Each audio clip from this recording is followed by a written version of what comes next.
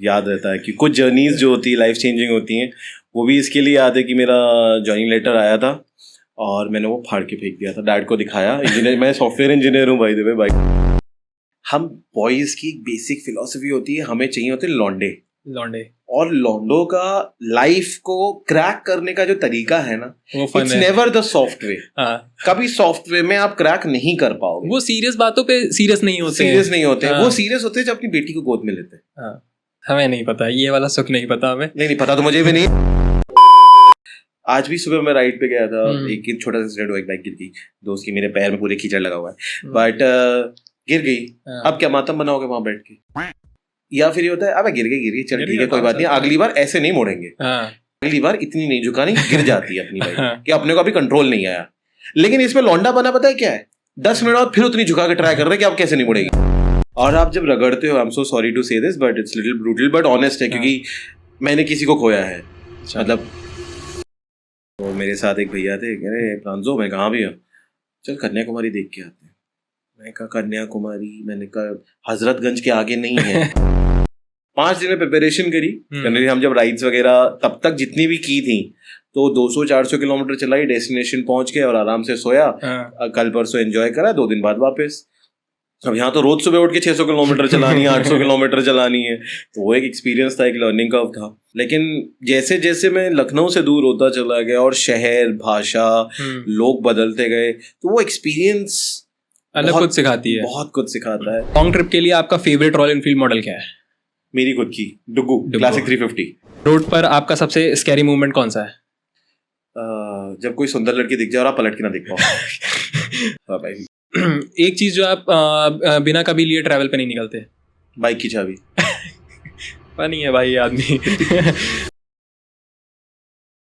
तो दुधवा में टाइगर देखने वाले भी, शिशु में स्नो देखने वाले भी, और केदारनाथ में ट्रैक करने वाले भी, और कन्याकुमारी में राइड करने वाले भी आते पॉडकास्टर्स पे ही हैं। तो आइए हम इन्हीं ऐसे ही किसी से मिलते हैं जो हमारे साथ बैठे हैं आज, प्रांजल भैया। तो भैया अपने बारे में कुछ अच्छा सा इंट्रो दे दीजिए। भाई सारी जगह तो तुम घुमा लाए ऑडियंस को, हम कहाँ लेके जाए। लेकिन हाँ ये बात सच है कि दुनिया घुमाए लेकिन सुकून मिला था पॉडकास्टर्स में आके। बटरिंग दोस्तों, बटरिंग हो गई। मैंने खूब अच्छे से बटरिंग कर दी दोस्तों। पैसा क्रेडिट हो गया, कोई बताएगा नहीं। तो ये हमारे साथ प्रांजल भैया हैं और ये हमारे लखनऊ के बहुत अच्छे राइडर हैं और ब्लॉगर भी हैं और अच्छी राइड्स पे जा चुके हैं। और जितना मैं इन्हें अभी तक देख पाया हूँ और समझ पाया हूँ तो इनके ब्लॉग्स बहुत फनी भी रहते हैं और अच्छे भी रहते हैं। तो अभी मैं चाहूँगा ये कैसे खुद को एक्सप्लेन करेंगे हमारे पॉडकास्ट पे। तो भैया देखिए, I started creating content back in 2019। मैंने अपना पहला यूट्यूब वीडियो 11 सितंबर 2019 को अपलोड किया था। डेट्स याद है? हाँ यार, याद रहता है कि कुछ जर्नीज जो होती है लाइफ चेंजिंग होती हैं, वो भी इसके लिए याद है कि मेरा जॉइनिंग लेटर आया था और मैंने वो फाड़ के फेंक दिया था, डैड को दिखाया। इंजीनियर, मैं सॉफ्टवेयर इंजीनियर हूँ भाई देवे बाई डिग्री, और मैंने वो फाड़ के फेंक दिया। तो एक ही कंडीशन थी डैड की कि जो करना है आप कर सकते हो, ज़रूरी नहीं कि इंजीनियरिंग आपने हमारे लिए की है तो you need to have a good future. आप वो अगर यूट्यूब से कर सकते हो या फिर, तो 2019 में इंटरनेट 4G जस्ट आया था। ये वो वाला जमाना है जब वो तेरी काली काली चलता था टिकटॉक पे। फिर आ रहा है, अब फिर आ रहा है। हाँ, मैं अब की बार यार मेरे को भी करना है, अगर ऐसे ही फेमस होते हैं तो। हमारी भी टीम कुछ ऐसा ही प्लान कर रही है ना। तो स्टार्ट किया था, पहला वीडियो अपलोड किया। एंड फनी बात यह है कि इंजीनियरिंग करते हुए एडिटिंग सीख ली थी, लेकिन ऐसे प्रोफेशनली नहीं आती थी। ये जो वॉइस मैचिंग, मॉड्यूलेशन और आपका जितने भी ये होते हैं ट्रांजिशंस वगैरह, पहला वीडियो पूरा शूट कर लिया। गणपति विसर्जन का वीडियो था। अब जब एडिटिंग, और उस टाइम पे फोन पे एडिटिंग करता था, मेरे पास OnePlus 6 था, और उस टाइम पे फोन पे ही मोस्टली लोग करते थे क्योंकि सारे ऐप्स फ्री थे भाई, सारे फ्री थे। बहुत दिलदार थे ऐप्स उस टाइम पे, और कॉपीराइट फ्री म्यूजिक भी उस टाइम पे ऐप्स पे मिल जाता था। अब मैं एडिटिंग करने बैठा हूँ, मैं देखा कुछ अजीब सा लग रहा है। फिर विसर्जन हो गया गणपति का, तो ये नेक्स्ट डे की बात है। मतलब 10 तारीख को विसर्जन था, 11th को मैं एडिट करने बैठा, अपलोड किया। अब मेरा जो पहला वीडियो मैंने पूरा ऐसे शूट किया था, वर्टिकल। इतना भी याद नहीं रहा कि हॉरिजॉन्टल करते हैं।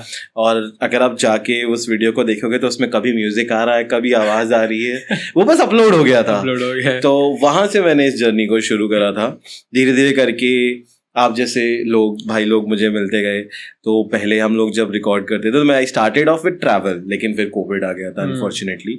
तो जब मैं ऐसे रिकॉर्ड करता था कैमरा लेके, तो तब ट्राइपॉड वर वेरी ऑस्पिशियस, सिर्फ कैमरामैन के पास होते थे।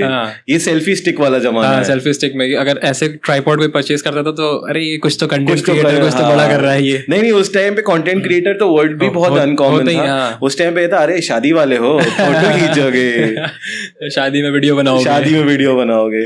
तो फिर सेल्फी स्टिक खरीदी, और ऐसी जब ट्रेन में मैं ऐसे वीडियो बनाता था, कुछ क्लिप्स मेरे पास पड़ी होंगी अगर, तो मैं ऐसे रिकॉर्ड कर रहा हूँ, गाइस आज हम यहाँ से जा रहे हैं, ऐसे ऐसे ट्रैवल करेंगे। अब पीछे से एक अंकल देखता हुआ जा रहा है, अब मेरा पूरा ध्यान, और एक क्लिप थी हालांकि मैंने डिलीट कर दी थी, वो गाइस आज हम यहाँ से यहाँ ट्रैवल करेंगे, अंकल क्यों देख रहा है मुझे, बाल खराब आ रहे हैं क्या मेरे?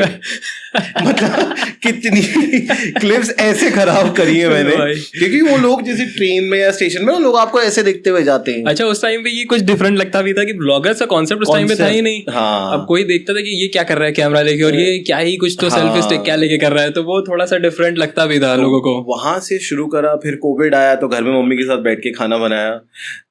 2 साल में बहुत कुछ बनाना सीखा भाई, खाना बनाना आ गया भाई। कोविड में लड़कों को तो खाना बनाना आ गया भाई। कोविड बहुत अच्छा सिखाया, खाना बनाना सिखाया, और एक पबजी खेलना बहुत बढ़िया सिखाया। वहां के बाद फिर आई शिफ्टेड टू लखनऊ। मैं बेसिकली पुणे से हूँ। अच्छा। तो लखनऊ आया। अब मुझे उस टाइम पे कंटेंट और ये सब एक नई जॉनर था उस टाइम पे। जनरली वो टिकटॉक वाला कंटेंट इंडस्ट्री फट रही थी बेसिकली उस टाइम पे। हाँ, तो उस टाइम पे ये टिकटॉक वाला कंटेंट ज्यादा चलता था, और उस टाइम पे रील्स और शॉर्ट्स थे नहीं, टिकटॉक ही था। तो वहां से, पर पता नहीं क्यों मुझे ऐसा लगता था कि 15 सेकेंड्स या 30 सेकेंड्स या 1 minute is not enough to explain, या मतलब टू एक्सप्लेन। आप 15 सेकेंड में मैं वीडियो तो बना के डाल दूंगा कि आइए लखनऊ से लंदन चलते हैं, लेकिन 15 सेकेंड में ना आप समझ पाओगे ना मैं समझा पाऊंगा, हम लखनऊ दिखा पाएंगे ना लंदन दिखा पाएंगे। वही। तो वहां से फिर धीरे धीरे करके ट्रैवल दोबारा से शुरू करा। फिर कुछ यूट्यूबर्स को मैं बहुत पहले से फॉलो कर रहा हूँ, मैं बहुत पसंद करता हूँ। और जैसे मुंबई का निखिल हो गए, और आपके पहले ब्लॉगर हैं वो, पहले मोटो ब्लॉगर हैं।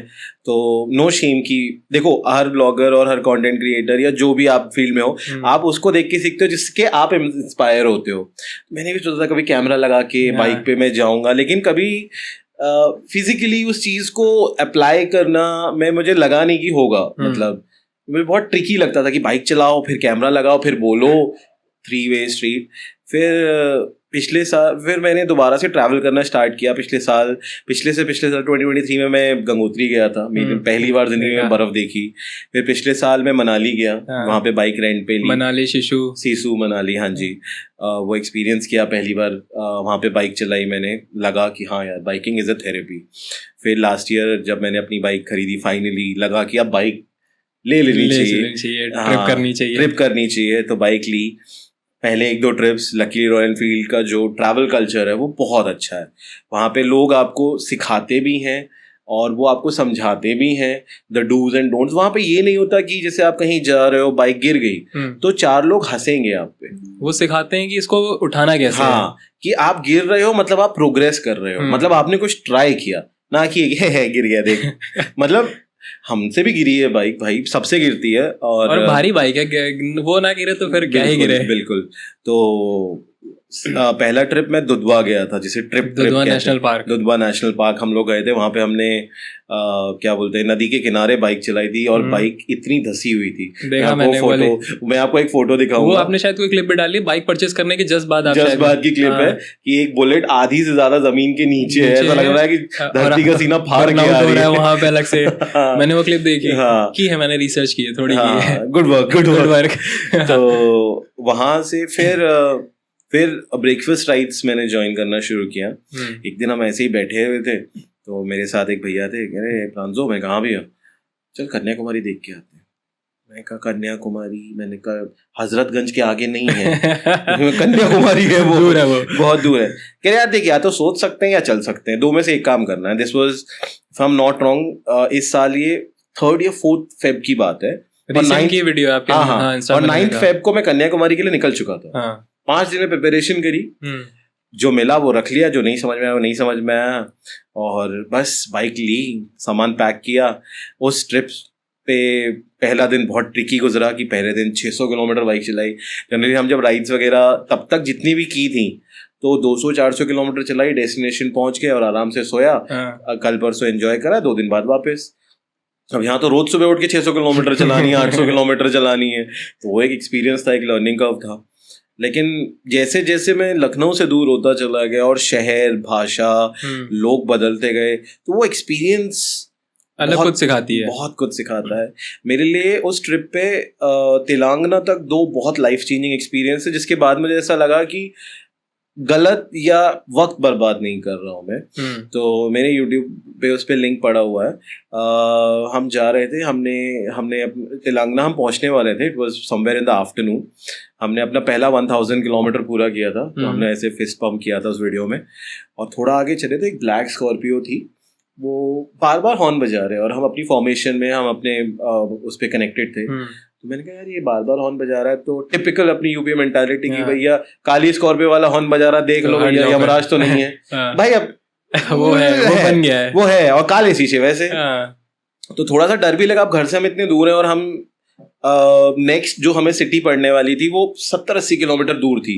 तो ये भी लगा कि बाइक ना तोड़ दें या हमें फिजिकल हार्म ना कर दें। अच्छा, वो वहाँ का लोकल नंबर था TL तेलंगाना का जो पड़ा था, TN या DL। तो घबराहट भी हुई, लेकिन अब वो बार बार हॉर्न बजा रहा है और पास में ऐसे आ रहा है, तो easy trying to hurt us. तो वो ने फिर थोड़ी हिम्मत जुटाई। मैंने कहा अब जो होगा देखा जाए, अब तो वैसे इतनी दूर आ गए घर से, मम्मी पापा तो आ नहीं रहे, अब कुछ नहीं कर सकते। तो मैंने शीशा नीचे किया, तो मतलब मैंने अपना हेलमेट वाइजर खोला और शीशा नीचे किया। तो उन्होंने मुझसे पूछा राइडर है? मैंने कहा जी सर। UP-32 लखनऊ? मैंने कहा जी सर जी सर। तो उसने ऐसे कुछ टॉस करा मेरे को, मैंने कहा पता नहीं पत्थर फेंका या क्या फेंका। आप होता है ना कि आप पहले बाइक बचाते हो कि क्या फेंका आगे।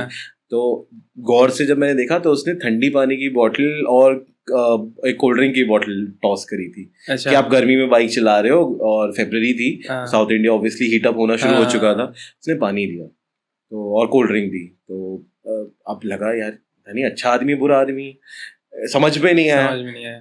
फिर जब उसकी कार आगे निकल गई, थोड़ा सा मतलब लाइन ऑफ साइट में आई, उस पर पुलिस लिखा था। मैं कहा अच्छे लोग हो सकते हैं। फिर भी कोल्ड ड्रिंक नहीं पी मैंने कहा भैया पता नहीं, आगे इंतजार कर रहा हूँ, अभी तो आ ही रहा होगा, अभी तो हो गया होगा। फिर हम लोग तेलंगाना सिटी एंटर किए, रात हो चुकी थी, और हमें तेलंगाना में जब हमने एंटर किया तो बारिश हुई, तो 1-2 घंटे हम पोस्ट सनसेट एंटर करा हमने। तो वहाँ पे एक हम जैसे क्या होता था, जैसे ग्लूकोज वगैरह हम रोज खरीदते थे, पानी की बोतल में मिलाने, ग्लूकोज हो गया आपका, और वो एनर्जॉल वगैरह, तो ये रोज खरीदते थे हम। तो जैसे हम शहर एंटर करते तो हम खरीदे कि यार अब रात को जाके सोएंगे खाना खा के, फिर हिम्मत होगी नहीं उठने की, तो अभी ले चलो, क्योंकि सुबह हमारा ये था कि सुबह का मोमेंटम कोई चीज छूटे नहीं। सुबह आप इसके लिए प्रिपेयर करो कि आज वहां तक पहुंचना है, तो रात को हम नेसेसरी काम कर लेते थे। तो हम एक शॉप पे रुके, एक लेडी आई चल के, उनकी इंग्लिश और हिंदी बहुत कमजोर थी, बट ठीक है उनकी फीलिंग्स बहुत स्ट्रांग थी। मैम आई, तो मैंने ऐसे बाइक लगाई हुई थी साइड में, पीछे एडजेसेंट उनके एक मेडिकल स्टोर था, तो वो एक भैया उतर के कि आज मैं ले आता हूँ, ऐसे जो भी पहले उतर जाए वैसा। वही राइडर है? मैंने कहा जी मैम। तो उन्होंने कहा यू आर कमिंग फ्रॉम? मैंने कहा मैम लखनऊ। अच्छा, कम हैव वाटर। तो मेरे साथ एक और जो मेरा राइडर था, उसका नाम विश्वा है, कह भैया क्या करें? मैं कहा आंटी तो कुछ पूरा नहीं कर सकती, चलो करके ही देख लेते हैं। मैं कहा वैसे भी बहुत भीड़ भाड़ है। देखो, आप हमेशा आपकी पहली इंस्टिंक्ट होती कि क्या मैं सेफ हूँ, क्या मैं घर वापस पहुंच जाऊंगा। दूसरे स्टेट में है भाई, तो वो मैम आई, तो उन्होंने बड़े प्यार से एक पानी की बोतल ली। मैं कहा आज ये लोग पानी बहुत ज्यादा पिला रहे हैं। लगता है सब मिले हुए हैं।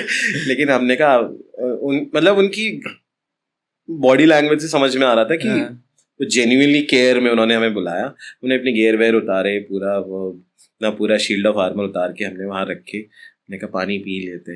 पानी पिया। उसने में आंटी एक फ़ोन लेके आई, उनकी एक छोटी सी कॉफ़ी शॉप थी, तो वो फ़ोन लेके आई। तो ऐसे अपने बेटे को, माई सन US ही ट्रैवल, वैसे बता रही कि ये US ट्रैवल किया है। तो मैंने उससे बात की, उसकी इंग्लिश अच्छी थी, उससे हो गया। हाँ, तो उसने बताया कि my mother is a fan of travellers and this is my mother and my uncle, मतलब मामा और मम्मी शॉप चला रहे थे।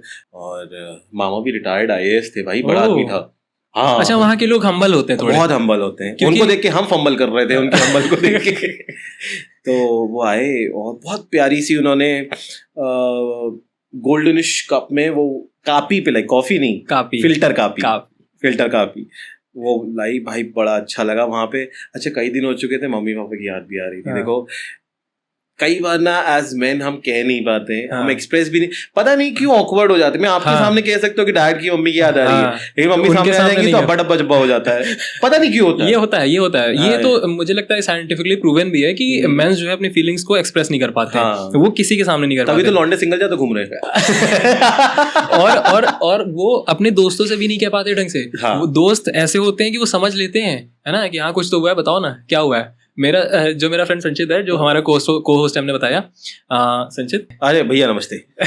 तो जैसे होता क्या ना कि मैं इसके सामने हंस भी लूंगा, ठीक है, मेरे और भी एक दो दोस्त हैं, मैं उनके सामने हंस भी लूंगा, उनको पता है कि इसको कुछ तो हुआ है।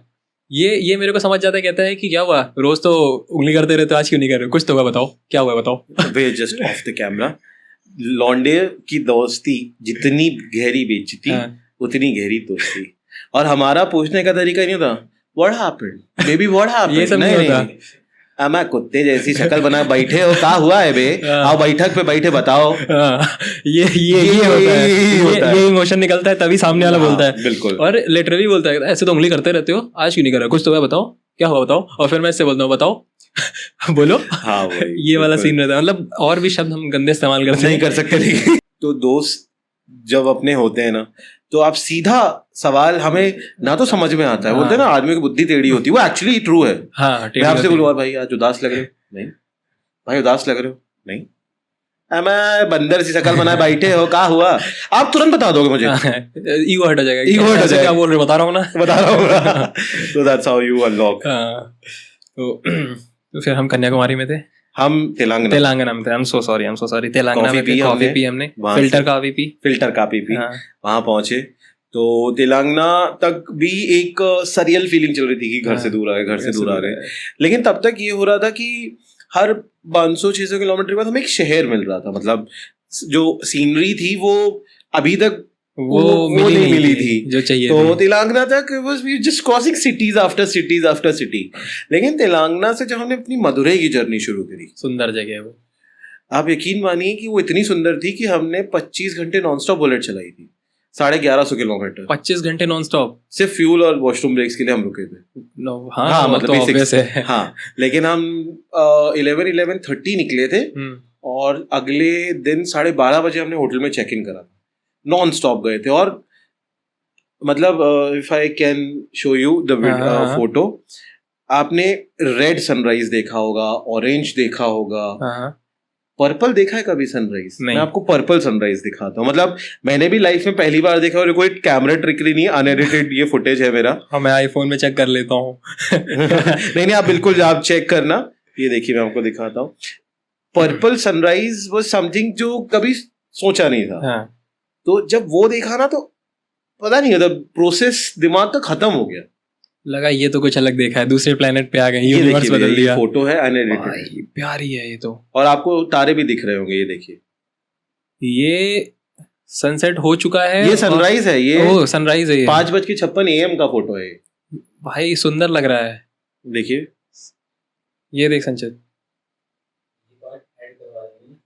भाई, हाँ। ये फोटो हमें चाहिए, आप देखे जाइएगा, और कितनी प्यारी लग रही है। और ये अनएडिटेड, मतलब not for this but it genuinely वो, हाँ, ये अनएडिटेड है भाई, क्योंकि इसके एडिट में जाके हम रिवर्ट कर सकते हैं, पर वो नहीं हो रहा है। हाँ, और ये वीडियो भी है, ऐसा नहीं है, मतलब आप सिर्फ एक कलर्स ही, तो वीडियो में कलर्स कैसे मैच कराओगे? ये देखिए भाई, वीडियो भी चाहिए मेरे को, कितनी सुंदर लग रही है ये। तो कभी पर्पल सनराइज नहीं देखा अभी? अब देखा। और भाई जैसे जैसे आया, जैसे स्टेट बदला तेलंगाना से, जब आया वेलकम टू चेन्नई वाला, ओहो भाई, कितने स्टेट क्रॉस किए यार लखनऊ से? ऐसे काउंट किए थे, मुझे शायद याद है। लखनऊ से जबलपुर MP में आता है, नागपुर महाराष्ट्र में आता है, तेलंगाना इटसेल्फ अब तो हो गया है, फिर मदुरई चेन्नई में, और चेन्नई नहीं तमिलनाडु में आता है, रामेश्वरम भी तमिलनाडु में लगता है, धनुषकोडी भी तमिलनाडु में लगता है, लेकिन आपका मुन्नार केरला में लगता है, बैंगलोर आपका कर्नाटका में लगता है। भाई 6, अगर लखनऊ, हाँ सॉरी 8, लखनऊ की ने तो 9 हो जाएगा। यूपी से शुरू करा, MP गए, महाराष्ट्र गए, तेलंगाना गए, तमिलनाडु गए, उसके बाद केरला गए, फिर कर्नाटका गए, टोटल 7। भाई ऑसम है। 15 दिन 6000 किलोमीटर। सही है। और आपको मतलब जो आपने नॉन स्टॉप जो 25 घंटे राइड की है उसमें आपको कुछ हुआ नहीं? मतलब बहुत कुछ हुआ लेकिन कुछ राज रहनी चाहिए। क्योंकि मैं और संचित गए थे, आगरा गए थे बाइक से, और हमारा तो हम पहुंच जाते, बहुत जल्दी पहुंच जाते, हमारा टायर पीछे वाला बल्ज आउट हो गया था। अरे तो हम लोगों ने कहा कि अब ये नहीं किया तो क्या किया, फन करना है, थ्रिल चाहिए थोड़ा, हम उसी टायर पे गए। हमें बहुत सारे राइडर्स ने बोला कि इसको आप कन्नौज में उतर के टायर चेंज करा लो। हमने संचित से बोला कि डेयरिंग, कुछ तो डेयरिंग करा है। कहता है नहीं। हमने कहा कि आगरा चलते, कह रहा हाँ आगरा में चेंज करा लेंगे। हम वहाँ पहुंचे, कुछ और डेयरिंग करें, इसी से वापस लखनऊ चले गए। लखनऊ आए यार, सुनने में बहुत डेयरिंग है। यहाँ पे मैं आपको 2 चीजें जेन्युइनली शेयर करना चाहूंगा। हाँ, एक जो अच्छे राइडर के उस पे, हाँ, टायर आपकी सबसे इम्पोर्टेंट चीज है, क्योंकि वो आपको रोड से कनेक्ट कर रहा है। आपके टायर का वॉबल होना या टायर फटना सबसे पहले आपको गिराएगा। कार में सिर्फ आप मिसबैलेंस हो गए, बाइक में रगड़ जाओ, उसमें तो फिर चांसेस नहीं है। और आप जब रगड़ते हो, I am so sorry to say this but it's little brutal but honest है, क्योंकि मैंने किसी को खोया है। मतलब राइडर ही था साथ में, 1-2 बार ही मिला था, तो दोस्त नहीं कहेंगे लेकिन हाँ मिला था, कंपेनियन था। वो कहीं जा रहा था किसी राइड पे, लखनऊ के आउटस्कर्ट्स में था। वो एक्चुअली वापस आ रहा था, जा नहीं रहा था। वो गया था, वेस्ट बंगाल गया था, कुछ काम था उसका, या वेस्ट बंगाल एक्सप्लोर करने गया था। तो हमारे बाइकर्स के लॉजिक नहीं होते, उन्हें तो बस रास्ता होता है हमारा। तो लौट के आ रहा था अराउंड 4:30 5 o'clock, और हमारे एक और टीम मेंबर है, वो उसकी लोकेशन ट्रैक कर रहे थे। टायर बर्स्ट हुआ, घिसा। जो राइडर था, वो जो रोड पे डिवाइडर होते कंक्रीट वाले जो बीच में रखे होते हैं, उस पे जाके सर लगा, हेलमेट के साथ सब कुछ खुल गया। और जो पीछे वाला था वो काफी टाइम तक तो वो कोमा वगैरह में था। तो टायर एक ऐसी चीज है जिसके साथ में हमेशा, कोई भी हो, नो मैटर, आप स्कूटी चलाओ, साइकिल चलाओ, बाइक चलाओ, हवाई जहाज चलाओ, टायर के साथ मस्ती नहीं। गोली बेटा मस्ती नहीं। मस्ती नहीं। पूरी सीरियस बात तो एकदम अचानक से एकदम ऐसे सडन शिफ्ट में डाला और उसको एकदम फन में कन्वर्ट कर दिया। किसी की मौत हुई है उसको भी बाद में मस्ती में इन्होंने बदला है। भाई देखिए, क्या है ना कि आप जब रोड पर चलते हो तो आप कई बार जब घर से निकलते हो तो हो सकता है कभी गली के बाहर एकदम से कुत्ता क्रॉस हो जाए।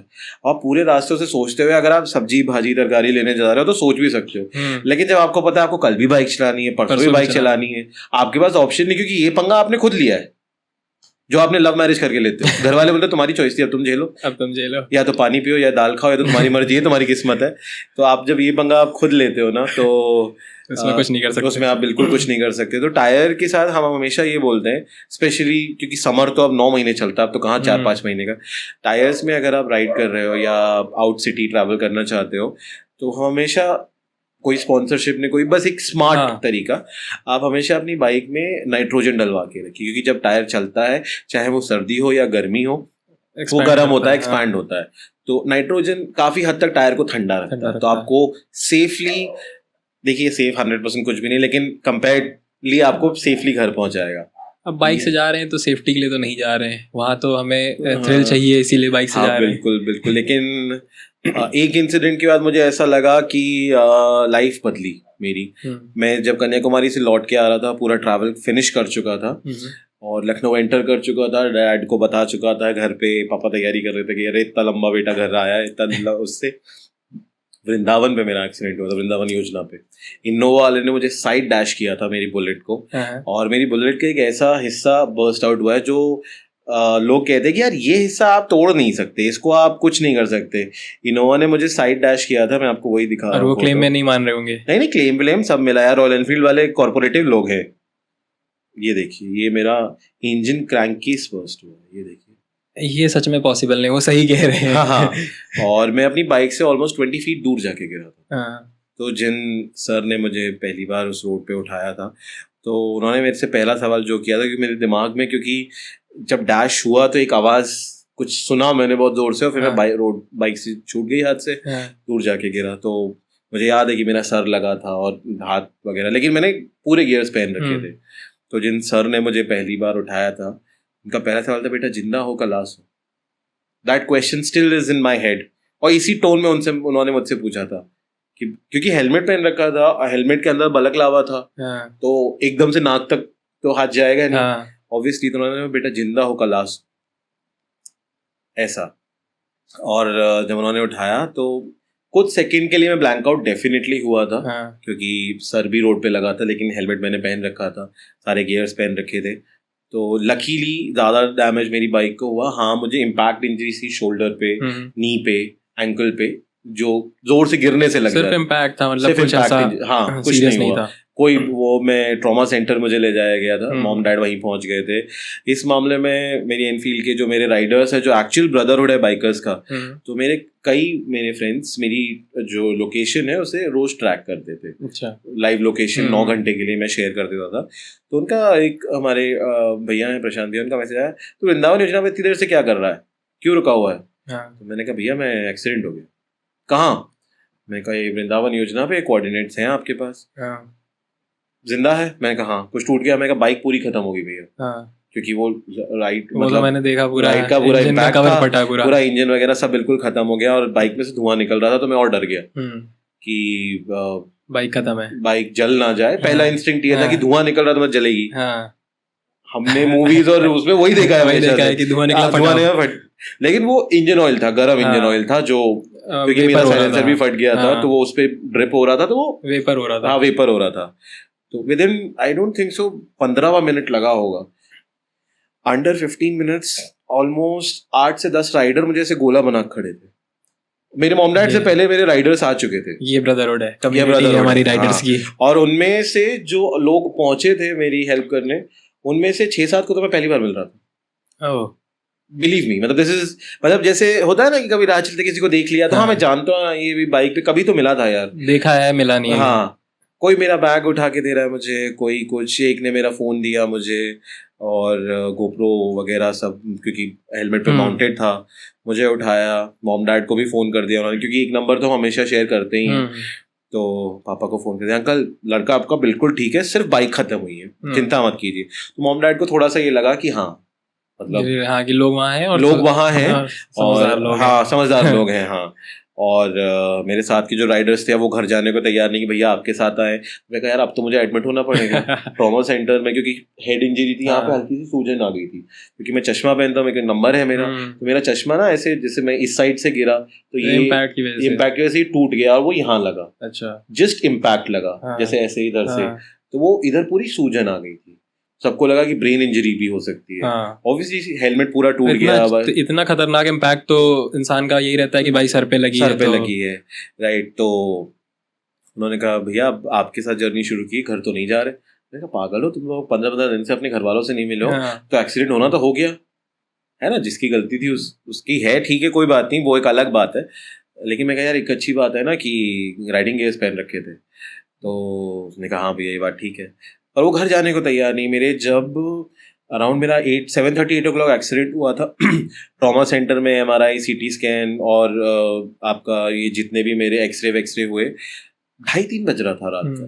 तब तक वो घर ही नहीं गए दोनों राइडर्स जो मेरे साथ कन्याकुमारी करके आए थे। कह रहे, और मेरी बाइक क्योंकि अब वो चलने की हालत में नहीं थी, तो मेरे जो एनफील्ड के राइडर्स थे उन्होंने कहा देख तू जिंदा है, गाड़ी नई बनवा देंगे, नई आ जाएगी, वो तो आ ही जाएगी, हाँ हम RSA कर देंगे, तू घर जा। हाँ। बिल्कुल टेंशन, मुझे तब तक ना मेरी बाइक का पता ना मैंने चाबी का, अब तू बाइक को पलट के मत देख, इसने बचा लिया तुझे, तू घर जा।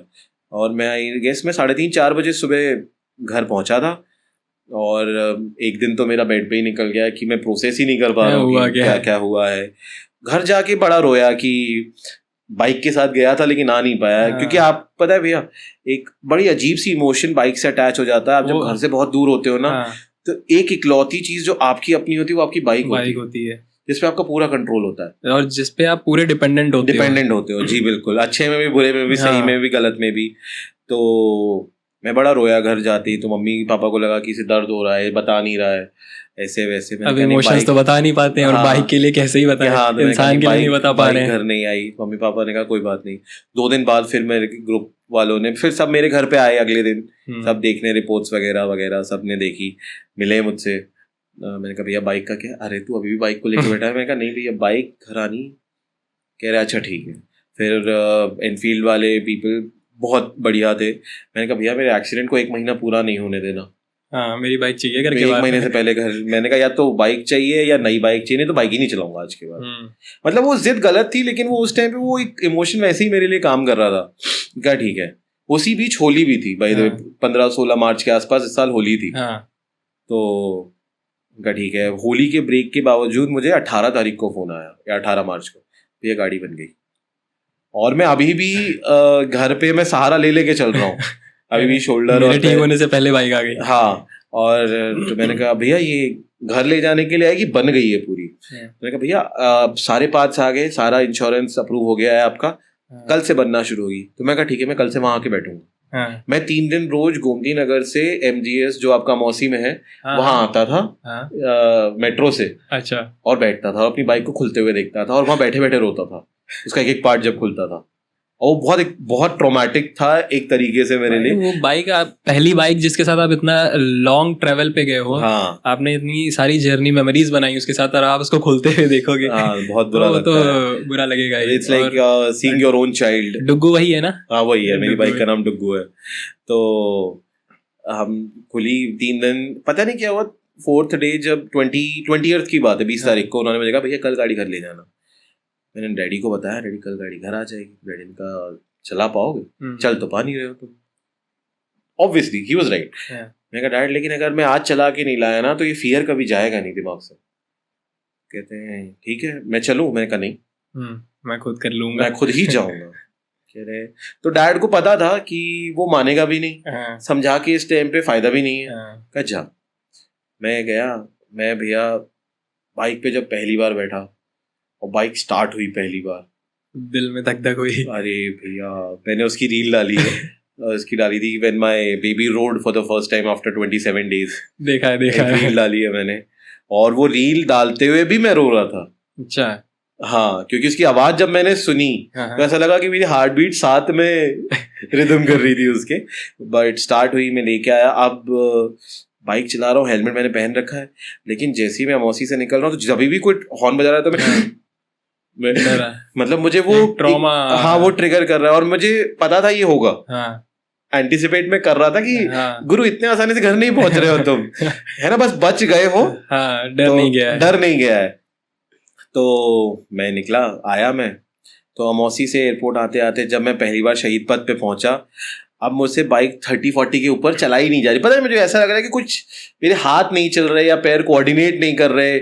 कुछ तो था, मतलब तो मैंने फिर आंख बंद करी, हनुमान चालीसा चलाई हेडफोन में। मैं रिकमेंड नहीं करता लेकिन उस टाइम पे तो मैंने चलाई और 5 मिनट मैंने बाइक साइड में लगाई शहीद पथ पे ही। तो आराम से मैं बैठा, पूरी हनुमान चालीसा, मैं कहा आप जो होगा देखा जाएगा, फिर से देख लेंगे। फिर मैं वहां से आके फिर मैं वहीं गया जहां मेरा एक्सीडेंट हुआ था। मैं वहां आधा घंटे बैठा और उन जो पनवाड़ी चाचा थे जिन सर ने मुझे उठाया था, मैं उनसे मिला। मैं कह रहा बचुआ बनाए लिए? मैंने कहा हाँ चाचा बना लाए। मैंने कहा फिर क्या खा? मैं एक पान खिलाई चाचा इसी खुशी में, एक बढ़िया सा। तो एक पान खाया उनके साथ, उनको गले लगाया और वहां से फिर बाइक स्टार्ट करी, फिर घर आया। तो ये है कि लाइफ उस दिन के बाद से हैवंट बीन द सेम, कि कुछ चीजें हमारे कंट्रोल में नहीं है, कुछ चीजें हमारे कंट्रोल से होंगी भी नहीं, लेकिन you have to always look beyond about it. कि डर लगेगा, घबराहट होगी, एक्सीडेंट फिर हो सकता है ना हो, टचवुड ना हो, लेकिन good things will happen, bad things will happen, लेकिन आपका एटीट्यूड डिसाइड करेगा कि आउटकम क्या होगा।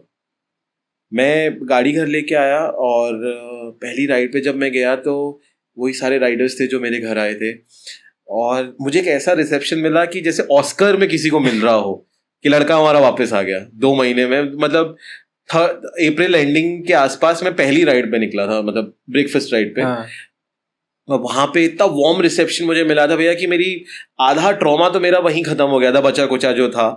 और फिर मुझे एनफील्ड से कॉल आया, ट्रूली मतलब कि सर आप प्रांजो सर बात कर रहे हैं? जी जी, आपका नंबर हमें मिला है, आपका शायद एक्सीडेंट हुआ था लेकिन आपने राइडिंग गियर्स पहन रखे थे। हाँ भैया मैंने पहन रखे थे। सर हम चाहते हैं कि the importance of riding gear पे आप एक बार ना राइडर्स गए हो और वहाँ पे और जाके वो रील मैंने देखी है। हाँ मैं गेस्ट था वहाँ पे। तो मैंने कहा आर यू श्योर आपने पहली बार तो सही प्रांजो को फोन लगाया है? हाँ सर आप कन्याकुमारी गए थे। मैंने कहा हाँ सही कह रहे हैं। मैंने कहा तो हम चाहते हैं कि आप आइए और वहां पे ना बाकी राइडर्स को राइडिंग गियर्स का इंपॉर्टेंस समझाइए, क्योंकि आप वो जी के आ रहे हो। मैंने कहा हाँ यार ये बात लिविंग एग्जाम्पल है। मैं समझ में नहीं आ रहा थैंक यू बोलो कि बेइज्जती ज्यादा कर रही है। तो यहाँ पे श्रेया ऑटो करके आलमबाग में है एनफील्ड, वहाँ पे एक इवेंट हुआ था जहाँ मैं गेस्ट स्पीकर था पहली बार जिंदगी में। देखा मैंने आपको जाके, वहाँ पे लोग गियर्स पहन के बता रहे थे, आप खड़े होके बता रहे थे। मैं खड़े होके एक्सपीरियंस शेयर कर रहा था। भाई मैं सच बता रहा हूँ, मुझे वहाँ खड़े होके, नॉट कंपेयरिंग, बट वो फीलिंग आई जो शायद टेडेक्स स्पीकर को भी कभी नहीं आएगी। वहाँ 50 राइडर बैठे थे, कुछ लोग जो 1-1 लाख किलोमीटर बाइक चला चुके, कुछ लोग जो 20-20 साल से बाइकें चला रहे हैं, मतलब अपनी वो बात हुई एक्सपीरियंस जिंदगी की लंबाई से नहीं आते। जिंदगी बड़ी होनी चाहिए, हाँ, लंबी नहीं। तो लंबी हो तो मजा बहुत है वैसे। तो वहाँ पे उन्होंने खड़े होके सबने मुझे क्लैप किया। एनफील्ड से काफी लोग थे जिन्होंने मुझे अप्रिशिएट किया कि प्रांजो राइड पे आना बेटा, चलना। उसके बाद मैं अब राइड्स कर रहा हूँ, राइड्स पे आता जाता रहता हूँ। तो एक बात मेरे एक्सपीरियंस से मैंने अपने राइडर्स को भी कही थी, लिखा नहीं था, बस एक फीलिंग थी कि राइडिंग गियर्स ना कभी काम नहीं आते। हेलमेट पुराने होके फिक जाएंगे, ग्लव्स फट जाएंगे या वॉर्न ऑफ हो जाएंगे, या वेलक्रो में दिक्कत आएगी, या यहाँ पे जो प्रोटेक्टर होता है नकल गार्ड वो टूट जाएगा, कुछ भी होगा। हो सकता है चेन में फंस जाए, सबसे कॉमन होता है चेन बड़ी दुश्मन होती है। अच्छा, हाँ, राइडिंग के टाइम पे। लेकिन वो एक दिन, जिस दिन आपके राइडिंग गियर काम आएंगे, आपको समझ में आ जाएगा कि आपने क्यों इन्वेस्ट करा। आपको समझ में आ जाएगा कि अभी के 500, 1000, 2000, 3000, 4000 रुपए बचाना क्यों मेरे लिए जरूरी नहीं है। हाँ, जरूरी नहीं है, क्योंकि वही दिन अगर मैं उस दिन में उन राइडिंग गियर्स में नहीं होता, सस्ते खरीद लिए होते या चीप आउट कर जाता, तो एक जो इंजरी हो सकती थी, मेरा नी पूरा खत्म हो जाता, बिल्कुल डेड एंड। तो बाइक से कोई रिश्ता ही नहीं रहता। मेरे टैंक पे अगर आप डेंट देख पा रहे हो, ये मेरे नी से दबा था, और ये मेटल का टैंक होता है बुलेट गाड़ी का, ये मेरे नी का निशान है। आप ये सोचिए कि इनोवा और बाइक के बीच अगर ये इतनी बेंड हुई है तो नी खत्म हो जाता। लेकिन मैं आज चल रहा हूँ और राइड्स पे जा रहा हूँ, कूद रहा हूँ, फिर रहा हूँ, सब कर रहा हूँ, सिर्फ राइडिंग गियर्स की वजह से। राइडिंग गियर्स जरूर खरीदो भाई। वो एक ही दिन काम आएंगे लाइफ में, कभी हो सकता है कभी ना काम आए। अगर आप बहुत लकी हो तो हो सकता है कभी काम ना, लेकिन जिस दिन वो काम आएंगे ना भैया, अगर नी चली जाती 5 लाख 10 लाख नी रिप्लेसमेंट धड़गम, वो तो आपका कभी मैं सीधा नहीं चल पाता, कभी नहीं। और आप इतने लॉन्ग राइड्स पे नहीं जा पाते, बाइक ही नहीं चला पाता, हाँ, सीधा ही नहीं चल पाता। बहुत सारे लोग सीढ़ियों से गिरे, घुटने में इतनी चोट लग गई, कभी वो सीधा दोबारा चले ही नहीं पाए। हाँ, तो वो राइडिंग गियर्स कभी एक बार काम आएंगे, फिर तो वो जिंदगी खत्म है। जिस चीज से आपको प्यार वही चली जाए तो इसके लिए मैंने वहां पे भी ये बात बोली थी, और मुझे बड़ा वहां पे जो एनफील्ड से सर आए थे, अप्रैल हेड आए थे, उन्होंने कहा था कि भैया ये बात सही है कि वो एक ही दिन काम आएंगे कभी लाइफ में। हालांकि राइडिंग गियर्स आपके बहुत बड़े दुश्मन भी हैं। हाँ, आप जब पहन लेते हो तो ना आपका घुटना ढंग से चल रहा है, मतलब आपकी एक ऐसा लगता है कि कुछ जकड़ लिया है। हाँ, और आप जैसे बैठ रहे उठ रहे हो तो आपको ऐसा लगेगा कि यार नी में मूवमेंट कम है, या फिर जो राइडिंग बूट्स है उनमें इतना फीट फ्री नहीं होता है, गियर डालने लायक बाइक से मान लायक होता ही इसीलिए कि ज्यादा फीट फ्री ना हो। हाँ, आपकी जो राइडिंग जैकेट होती है। अच्छा, मैं एक राइडर देखता हूँ, एक स्वाति रोजा करके है। अरे यार मैं फैन हूँ, मैं खुद हूँ। मैंने उनको देख के मुझे लगता है एज हम मेरे बराबर होगी, 24 होगी, क्योंकि हाँ 24 होगी। तो भाई ऑसम राइडर है। उनके मैंने एक्सीडेंट भी देखे है ना, उनकी राइडिंग पठानकोट वाला हुआ था जब RS से पूरा लेके घर आई थी। तो वो मैंने देखा, वो कैब से घर आई थी और पूरा उसके पैर में पूरी अच्छी खासी लगी हुई थी। तो मैंने वो उनके एक्सीडेंट भी देखे हैं, उनके ड्राइविंग स्किल्स भी देखे। और जो लोग कहते हैं लड़कियां बाइक नहीं चला पाती, भाई उसे एक बार जरूर देखो। अरे भैया, मैं स्वाति रोजा का मैं पर्सनली बहुत बड़ा फैन हूँ। मैं खुद भैया, और कभी आप मिलिएगा तो मुझे बताइएगा, और मैं मिलूंगा तो आपको बुलाएंगे।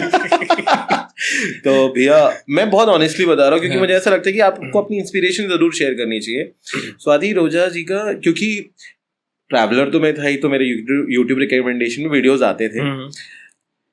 उनका एक वीडियो है जो मेरे लिए लाइफ चेंजिंग था, हमेशा रहेगा वो वीडियो। शायद अब तक मैं 100-200 बार देख चुका हूँ। उनका था दिल्ली टू लद्दाख डे 1 या डे 2 करके, जिसमें वो उनकी वीडियो की शुरुआत होती है, वो वहां से शुरू करती है, शायद सीसू में या मनाली में कहीं वो रुकी हुई हैं। हाँ। और वहां से फिर वो ऊपर जा रही हैं, तो वहां पे बाइक फंसती है पानी में उनकी, हिमालयन, हाँ, जब पहला वाटरफॉल उल्टा आ रहा होता है और वहां पे पंछी हिमालय नहीं, पंछी, ऐसे फैन नहीं बनेंगे आप। सॉरी हमसे बड़े नहीं है फैन आप। हाँ, पंछी उनकी फंसती है और उस वीडियो में एक बंदा ZX 10R से आ रहा है, हाँ। उसकी बाइक वो नीचे आ रहा है और ये लोग ऊपर जा रहे हैं हाँ, और वो पानी में से निकालती है, जब वो शूज उतार के दिखा कि पैर इतना सूज गया है मेरा ठंडे पानी में, हाँ, तो वो वीडियो मैंने कहा कि यार ये कर सकती है, ये एक्सपीरियंसेस हैं। ये एक्सपीरियंसेस है बिल्कुल। और कोई कहे कि भाई वो यूट्यूब पे डाल रही है पैसे कमाने के लिए या फेम के लिए, तो तुम 9 से मुझे- क्या के लिए कर रहे हो, 9 से 5 क्या कर रहे हो फिर? भाई वो, हाँ एग्जैक्टली, वो इसलिए कर रहे हैं क्योंकि भाई वो एक्सपीरियंसेस शेयर कर रहे हैं। वो बिल्कुल। हम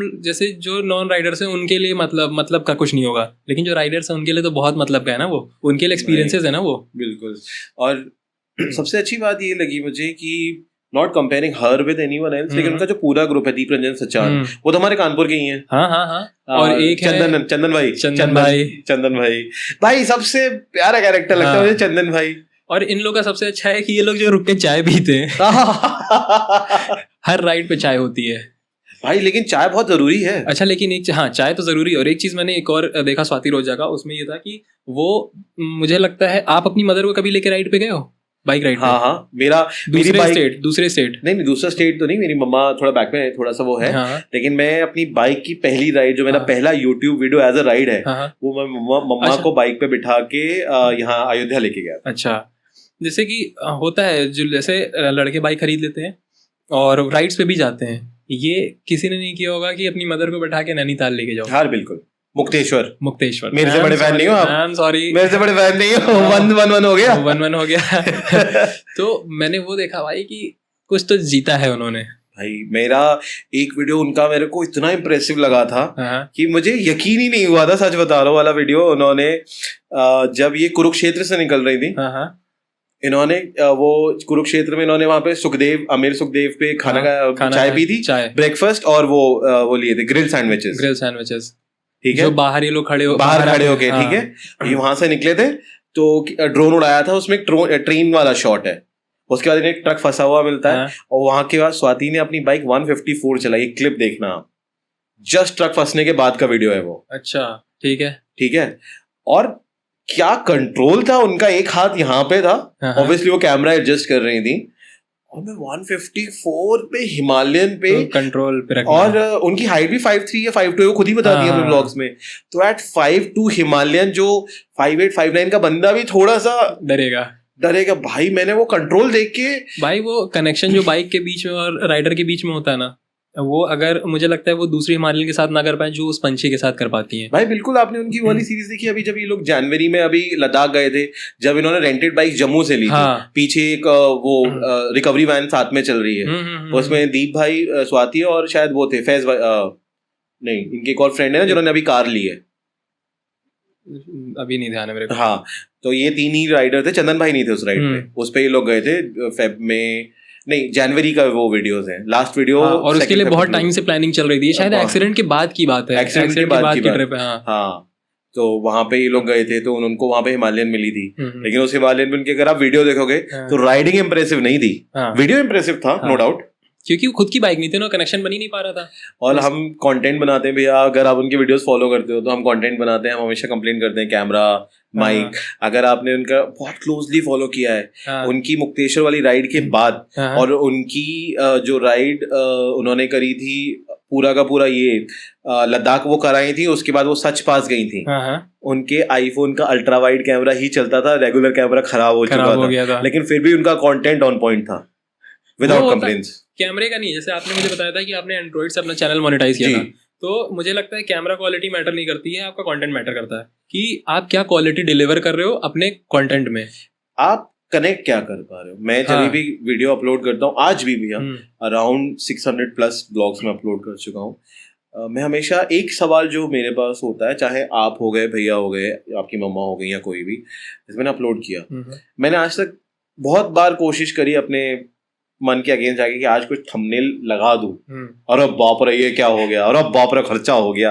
अब मेरा एथिक हमेशा ये रहा कि ऐसा कुछ लगाऊं कि आज से अगर 10 साल बाद मैं खुद, if I am telling my own child कि यार वीडियो देख डाला था मैंने, तो वो बोले कि नहीं पापा ने वीडियो अच्छे डाले, मेरे पापा अच्छा कंटेंट बनाते थे, हाँ, फेमस बाद में हुए बेचारे, कंटेंट अच्छा बनाते थे। तो मुझे हमेशा से वो लगा कि स्वाति और दीप रंजन और ये लोग जो हो गए जिनसे मैं इंस्पायर हुआ कि इनके कंटेंट में क्लिकबेट्स नहीं मिले मुझे। हाँ, कंटेंट ही इतना कैची है कि हाँ। अगले बंदे को क्यूरियोसिटी हो कि अगली नेक्स्ट इसमें शॉर्ट में क्या होगा, वो जो क्यूरियोसिटी कनेक्शन है ना, वो ऑसम उनका। और दीप भाई के जो वो शेरो शायरी आती है सिनेमैटिक में, हाँ, ओहो, अभी वो पुणे गए थे, हाँ, 1000 किलोमीटर और नॉन स्टॉप किया था, ओहो उसकी शायरी, अरे भाई मतलब। अभी मैं रिसेंटली इन लोग को फॉलो नहीं कर पा रहा हूँ क्योंकि अभी मैंने रिसेंटली अपना शुरू कर दिया ना, तो अभी थोड़ा सा घमंड आ गया है। हाँ, ये वही वाला घमंड है कि इंडिया के प्रेसिडेंट और मुझ में कॉमन बात क्या है, वो मेरे घर नहीं आते, मैं उनके घर नहीं जाता। हाँ, हम बात कर रहे थे कंटेंट डिलीवरी की। तो कंटेंट डिलीवरी मुझे लगता है वो ज़्यादा मैटर करती है। कैमरे की क्वालिटी और आप वॉइस ओवर की क्वालिटी, जैसे आप अपने व्लॉग्स में जो वॉइस ओवर करते हो है ना, वो ऑन द स्पॉट आता है, लेकिन आपको पता है आप उसको दिल से बोल रहे हो और ऑडियंस कनेक्ट करेगी, तभी आप कर रहे हो उसको, है ना। तो वो आप समझ गए हो, आपने वो चीज़ क्रैक कर ली, अपना चैनल मोनेटाइज कर लिया है ना। तो अभी क्या है कि जो मैं अभी स्वाति रोजा को फॉलो नहीं कर पा रहा हूँ और बाकी लोगों को फॉलो नहीं कर पा रहा हूँ, मेरा रीजन यही कि मैंने अभी वो चीज़ क्रैक नहीं की है। भैया यहाँ पे मैं आपसे जरूर शेयर करना चाहूंगा, और आपके वीडियो को जो भी इस पॉडकास्ट को सुनेंगे या बताएंगे, दो चीजें होती है। बहुत सारे लोगों को, ये गलत भी नहीं है, दो तरीके हैं। आप फॉलो करो उनकी चीजों को, आप उनको कॉपी भी करते हो, उन्हीं के गानों पे या उन्हीं के स्टेप्स या व्हाटएवर आप उनको अपनाते हो, सक्सेस आती है, नो डाउट डेफिनेटली आती है। लेकिन आज हम इतने हजारों यूट्यूबर्स हैं, करोड़ों हैं खैर, लेकिन हम स्वाति रोजा और दीप भाई को पता है क्यों? क्योंकि या तो आप फॉलो कर सकते हो या अपना फ्लेवर लो, आप पकड़ो अपने सवाल, अपने जवाब, अपना फ्लेवर। वक्त बहुत लगता है उसमें, ये मैं कहूंगा, वक्त लगता है कि ऑडियंस को आपकी हैंग होने में। लेकिन जब आप अपने फ्लेवर पे काम करते हो तो आपको प्रिपरेशन नहीं करनी पड़ती। हाँ, फिर आपका दिमाग सबकॉन्शियस माइंड में भी आपका चलेगा कि आप क्या चीज कर रहे हो, मुझे हमेशा कॉपी नहीं करनी पड़ेगी। हमेशा ये लगता है भैया कि जो कंटेंट आप बिना प्रैक्टिस के बना रहे हो, बिना प्रिपेयर किए, बिना 10 बार, वो कंटेंट चल जाता, वो चलेगा। जैसे वो एक बड़ा वायरल हुआ था, अगर आपको याद हो तो, भाई सर्दी बहुत लग रही है, हाँ हमारे अब्बा जान जो है फ्रिज खोल के भूल गए थे। आपको लगता है कि आप इसको लिख के बना सकते हो? ये स्पॉन्टेनियस नहीं होता, स्पॉन्टेनियस। और कितने लोगों ने इस पे रीलें बनाई हैं, मैंने खुद 5 बनाई। लेकिन वो कंटेंट है। आप ये है ना कि जैसे कि आपकी, अगर मैं वॉइस ओवर को कॉपी करूं, आपके वॉइस ओवर में अपना वीडियो चलाऊं, तो मैं कब तक करूंगा? आप अपना काम बंद कर दोगे तो मैं क्या करूंगा फिर? क्योंकि मैं तो आपके वॉइस ओवर पे ऑडियंस ले रहा हूँ ना, मेरी तो ऑर्गेनिक ऑडियंस है नहीं, मेरा तो विजुअल कोई देख के आ ही नहीं रहा है। Obviously. अब आपने अगर काम बंद कर दिया, आपने काम बदल दिया, आपकी तो ऑडियंस आ रही है, मेरा खत्म। नहीं, बिल्कुल ये बात तो है। तो मैं हमेशा आपको, या इस पॉडकास्ट को जो भी देखेगा फॉलो करेगा, आप अपने फ्लेवर पे टिके रहो। अगर आपका फ्लेवर चटपटे सवाल पूछना है, या आपका फ्लेवर सीरियस बातें करना है, या फिर आपका फ्लेवर सीरियस चीजों को मजाक में कर देना है, आप अपना फ्लेवर खुद डिस्कवर करोगे। इवेंचुअली आप अपने एक फ्लेवर को खुद डिस्कवर करते हो। वो अपना एक स्टाइल होता है, अपना जॉनर होगा, वो हम खुद ही बनाएंगे। हाँ, और कुछ आपके नुआंसेस होंगे जो आप खुद ही पकड़ोगे। जैसे कई बार होता है, मैं ब्लॉग में, किसी ब्लॉग में छोड़ देता ही हूँ मैं कि यार मजा आ गया सुन के। जैसे मेरा होता है, जैसे आज एकदम से कुछ हुआ, तो फर्स्ट इंसिडेंट, हमारा यार हो गई ट्रिप खराब। ये प्लान्ड एग्जीक्यूशन नहीं है, लेकिन वो निकल आता है। तो कभी कभी वो रह जाता है ब्लॉग में, तो मैं कहता चल छोड़, डाल दिया क्या फर्क पड़ रहा है। So that is my nuance. तो आपका क्या है वो आपको इवेंचुअली पता लग ही जाएगा। वो ऑफ द कैमरा बताऊंगा। सबको नहीं बताऊंगा मैं। अभी बेसिकली हम लोग डिस्कवर ही कर रहे हैं, क्योंकि हमने अभी जैसे शुरू किया है तो डिस्कवर कर रहे हैं हम। पर हाँ, अपने स्टाइल पे हम हैं, और अपना जॉनर हमने डिसाइड किया है। पर्टिकुलर नीश नहीं हमारी, क्योंकि हम पर्टिकुलर नीश में जाएंगे तो अगर हम सिर्फ एक, जैसे आप राइडर हो, हम सिर्फ राइडर बुलाएंगे तो हमारी राइडर की ऑडियंस बनेगी। उसके बाद अगर सारे राइडर्स खत्म हो गए मेरे पास, तो मैं क्या करूंगा? खुद राइड करोगे? पॉडकास्ट का क्या करूंगा? एक माइक लगा के इधर 360 इधर ये। दोस्तों, आज मैं खुद से खुद बात करूंगा। फिर आप कहीं भी रुकना, चाचा कब से बात में आप पूछ रहा है। वही का वही पॉडकास्ट। भाई मैं बताऊं, ये हमारा पहला पॉडकास्ट होगा, हमारा ये 6th एपिसोड होगा, है ना संचित? ये 6th एपिसोड होगा, और ये पहला एपिसोड होगा जिसमें इतना फन है। अगर लिटरली अगर आप हमारे एपिसोड देखोगे ना, सब में हमने सीरियस बातें की हैं, मतलब हमारा वो एक सीरियसनेस में ही चला गया पूरा कॉन्वर्सेशन। ये एक ऐसा टॉपिक है, मुझे लगता है इंसान पे डिपेंड करता है, गेस्ट पे डिपेंड करता है। भैया यहाँ पता है क्या है, हम बॉयज की बेसिक फिलॉसफी होती है, हमें चाहिए होते लौंडे। और लौंडो का लाइफ को क्रैक करने का जो तरीका है ना, वो फन इट्स है। Never the soft way. हाँ, कभी सॉफ्ट वे में आप क्रैक नहीं कर पाओगे। वो सीरियस बातों पे सीरियस नहीं होते सीरियस नहीं होते हैं। हाँ। वो सीरियस होते हैं जब अपनी बेटी को गोद में लेते हैं। हाँ। A man हमें नहीं becomes पता। हमें नहीं पता, ये वाला सुख नहीं पता हमें। नहीं पता तो मुझे भी नहीं, लेकिन मैंने भी बहुत रीलें देख रखी हैं आजकल। रीलों पे तो भरोसा नहीं करता हाँ। मैं। तो लाइफ में ना, जैसे हम लोग ट्रैवल करते हैं, ये मैंने अपने एक्सपीरियंस से सीखा है। आज भी सुबह मैं राइड पे गया था, एक छोटा सा इंसिडेंट हुआ, एक बाइक गिर गई दोस्त की, मेरे पैर में पूरे कीचड़ लगा हुआ है, बट गिर गई। अब क्या मातम बनाओगे वहां बैठ के? मुझे यहाँ आपके पास आना है। अब मैं मम्मी को फोन करूँ, मम्मी एक्सीडेंट हो गया, मम्मी कही फिर हो गया, अब क्या किया? अब समझ रहे हो? तो या फिर ये होता है, अब गिर गई चल ठीक है कोई बात नहीं, अगली बार ऐसे नहीं मोड़ेंगे। एक सेंटेंस में आपने सीख और जरूरत दोनों पूरी कर ली। अगली बार इतनी नहीं झुकानी, गिर जाती है अपनी बाइक कि अपने को अभी कंट्रोल नहीं आया। लेकिन इसमें लौंडा बना पता है क्या है, 10 मिनट बाद फिर उतनी झुका के ट्राई कर रहे हैं कि अब कैसे नहीं मुड़ेगी। और 10 मिनट में ट्रॉमा अड़गम झड़गम सब साफ। अब वो बंदा उस बाइक को झुका के यूं घुमा रहा है, वो वैसे नहीं जो डोनट टाइप होता है कि हाँ देख भाई अब कंट्रोल आ गया। उस टाइम पे कंट्रोल नहीं था, उस टाइम पे नहीं था भाई का। तो समटाइम्स आपका जो डीलिंग का तरीका है ना, आप कितनी देर सीरियस रह के बात कर लोगे, या सीरियस रह के मुझे लगता है अगर कोई बात कर रहा है कोई लड़का, तो या तो वो सामने वाले पर्सन पे डिपेंड करता है। अगर वो पर्सन उतना सीरियस नहीं है और तब भी हम सीरियस होकर बात करें, मतलब हम गलत है, मतलब हम यहाँ पे बनावटी बन के बात कर रहे हैं। या सुबह पेट साफ ना हुआ। देखा, ये होता है, यही होता है, ये लड़के नहीं सुधरते हैं। हाँ। वो ऐसे ही बात करते हैं। हाँ बिल्कुल, हम नहीं सुधरेंगे भाई। सुधर के कहाँ जाना है? कहाँ जाना है? यहीं रहना है, फिर लड़कों के बीच में आना है। लौंडे ही भाई, you can never get over it, क्योंकि जिंदगी की सारी प्रॉब्लम। वो वाली क्लिप देखी है जो अभी रिसेंटली में एक इलेक्ट्रिक स्कूटी, एक लड़का रहता है शायद मुझे लग रहा है उत्तराखंड या हिमाचल का वीडियो है। एक लड़का है और ऐसे खड़ा है, रोड उस पार उसकी स्कूटी चल रही है, उसके बगल में एक लड़का वीडियो बनाता कहता है क्या हुआ भाई? जल रही है। अच्छा तो किसकी थी? दोस्त की थी। तो इंश्योरेंस है? तो एकदम ऐसे नहीं, तो बोलता अच्छा दोस्त को बताया? तो हाँ बता दिया। क्या बोला? जल रही है जलने दो।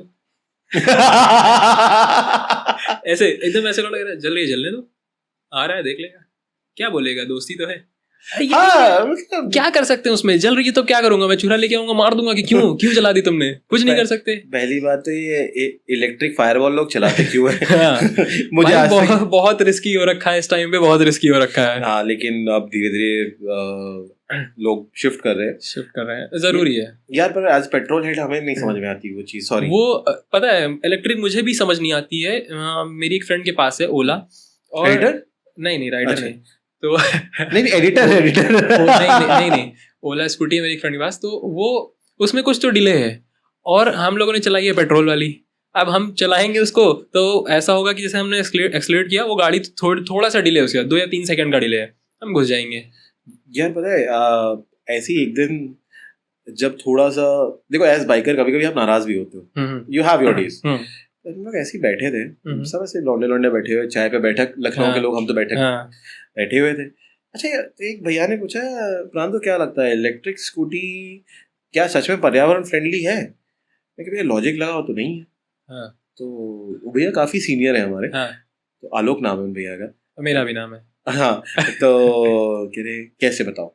मैं कहा भैया देखो, सबसे पहली बात तो ये हमारी बाइक जो है, जो इंटरनल कंबशन इंजन है, वो जितनी देर रनिंग में है उतनी देर वो आपके जितने भी फॉसिल फ्यूल्स है वो खराब करिए, यानी पेट्रोल, इंजन ऑयल, ल्यूब वगैरह।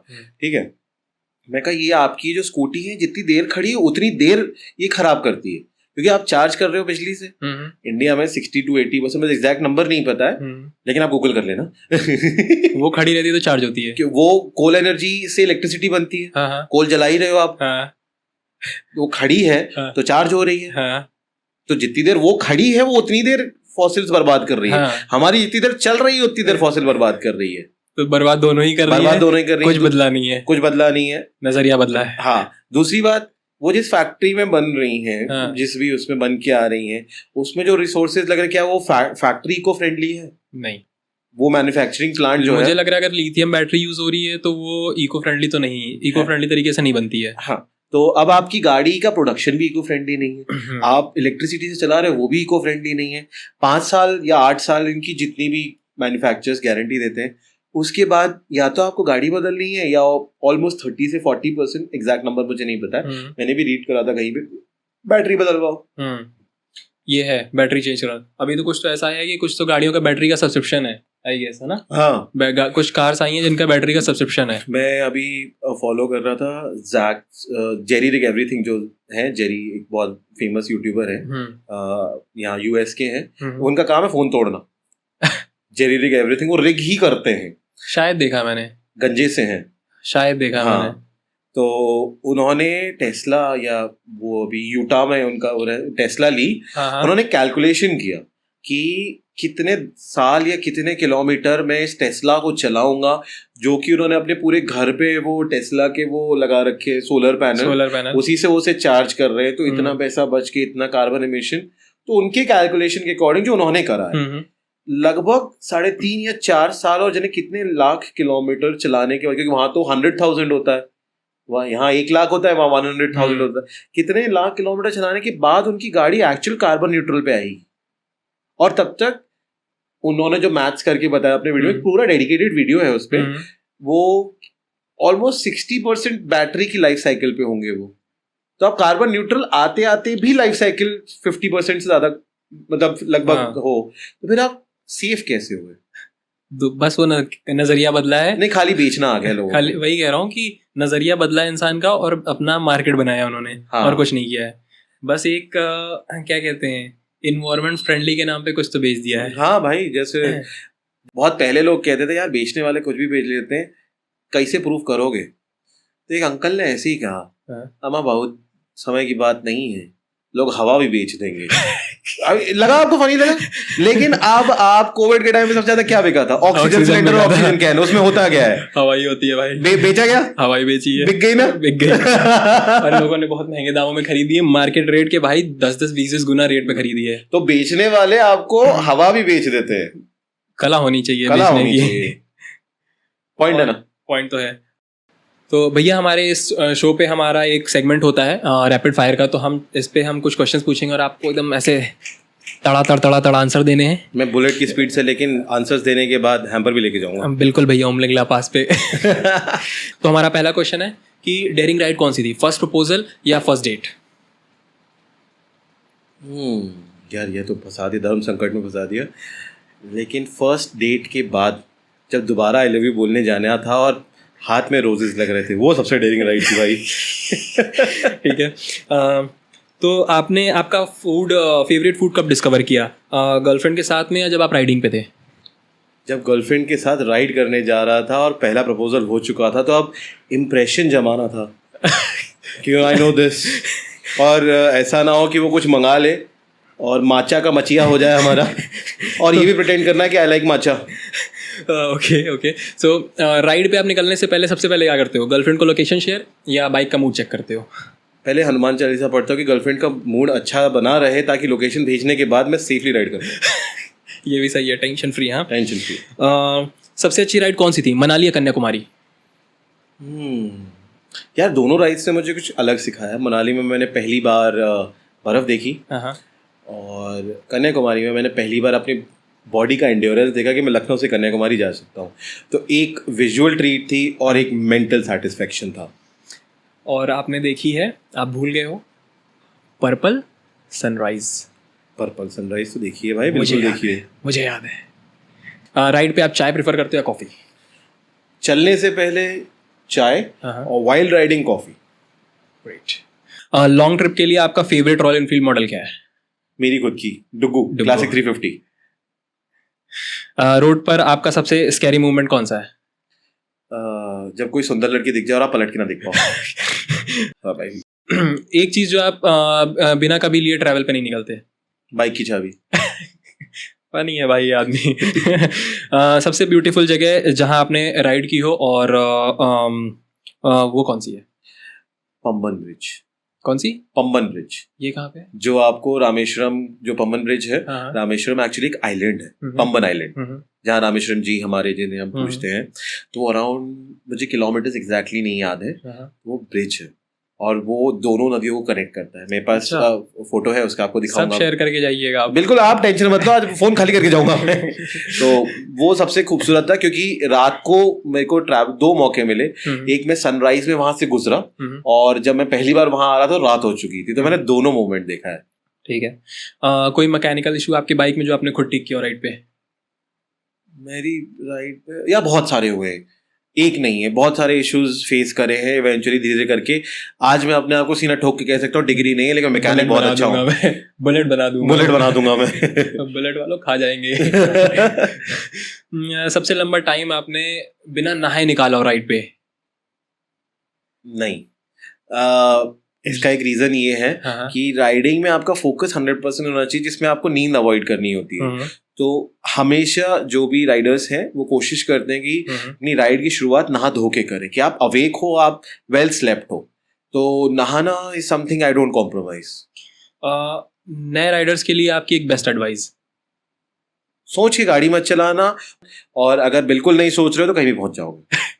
कहीं पहुंच जाओगे, डेस्टिनेशन हो ना हो दिमाग में पहुंच जाओगे। हाँ भाई। और आपकी नेक्स्ट ट्रिप के लिस्ट में सबसे ऊपर क्या है? नेक्स्ट ट्रिप यार, कोई बंदी पड़ जाए उसके घर तक तो पहुंचना ही है। बट आप वैसे पूछोगे मुझसे तो मेरा ड्रीम है लद्दाख जाने का। इस साल नहीं जा पाऊंगा, मेरे ग्रुप के एक मेंबर के एक भैया हैं, उनका हार्ट टूट गया है, तो इस साल ग्रुप राइड कैंसिल हो गई है हमारे ग्रुप की।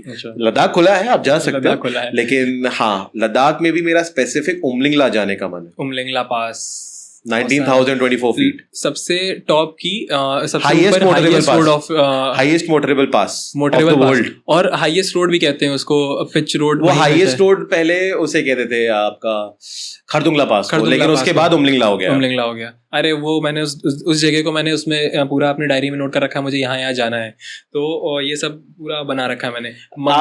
आपके लिए मेरे पास एक एडवाइस है, एक विश लिस्ट है, मैं आज आपके पास छोड़ के जा रहा हूँ कि जब आप 1 मिलियन फॉलोअर सब्सक्राइबर्स हिट करोगे, और अगर यूट्यूब पे भी आप ये डालते हो और आपका हिट होता है, आपको एक वो आता है मोमेंटो, से खोलना उमलिंगला जाके, ये प्रॉमिस। मोमेंटो वो जो अनबॉक्सिंग होती है, चाहे कल पहुंचो चाहे अगले साल पहुंचो, I wish you all the luck. आपका सिल्वर प्ले बटन, पहले पॉडकास्टर का सिल्वर प्ले बटन उमलिंगला पे खुलना चाहिए, खुलेगा। ये होते है भैया। डन है भाई, 1 मिलियन करा रहे हो, जल्दी जल्दी कराओ, चैलेंज है, एक्सेप्ट कर लिया मैंने, 1 मिलियन कराओ। ठीक है, तो हमारा ये पॉडकास्ट अभी यहीं एंड होता है, और हम मिलेंगे नेक्स्ट एपिसोड में, होपफुली बहुत अच्छे गेस्ट के साथ। इनके साथ तो बहुत मजा आया, फन हुआ, और 1 मिलियन होने पे इन्होंने चैलेंज किया है। मेरे वे से एंड करते हैं, लेकिन तब तक के लिए आप हंसते रहे, मुस्कुराते रहे, स्वस्थ रहे, राइड करते रहे, पॉडकास्ट सुनते रहे। Thanks for watching. Thank you guys, the podcasters.